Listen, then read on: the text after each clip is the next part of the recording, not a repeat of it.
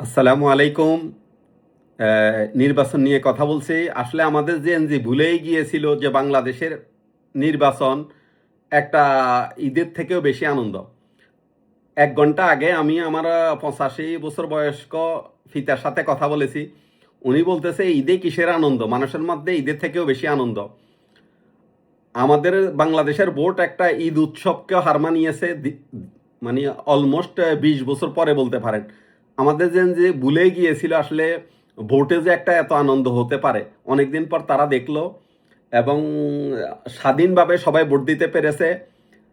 খুব বড় ধরনের অনাকাঙ্ক্ষিত দুর্ঘটনা ছাড়া ছোটোখাটো কিছু ঘটনা ঘটেছে, এটা ঘটবেই। যত স্ট্রিকে থাকুক আমাদের আইন শৃঙ্খলা বাহিনী, ছোটোখাটো দুই একটা জিনিস কখনো ওভারকাম করা যায় না।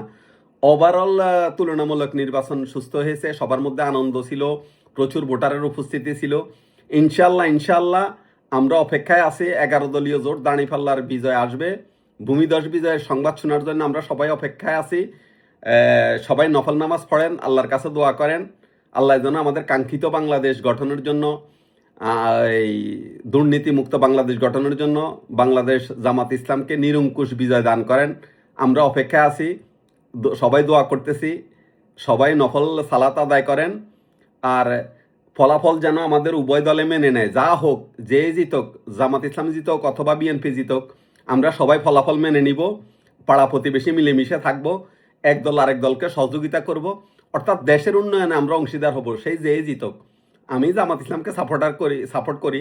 বিএনপি জিতলো, আমি চাইব যে জামাত ইসলাম যেন বিএনপিকে সহযোগিতা করে দেশ চালানোর ক্ষেত্রে। ঠিক তেমনি জামাত ইসলাম জিতলেও যেন বিএনপি জামাত ইসলামকে সহযোগিতা করে, এই প্রত্যাশায় আমি আশা করি দেশের সকলের কাছে এবং রাজনীতিবিদদের নিকট।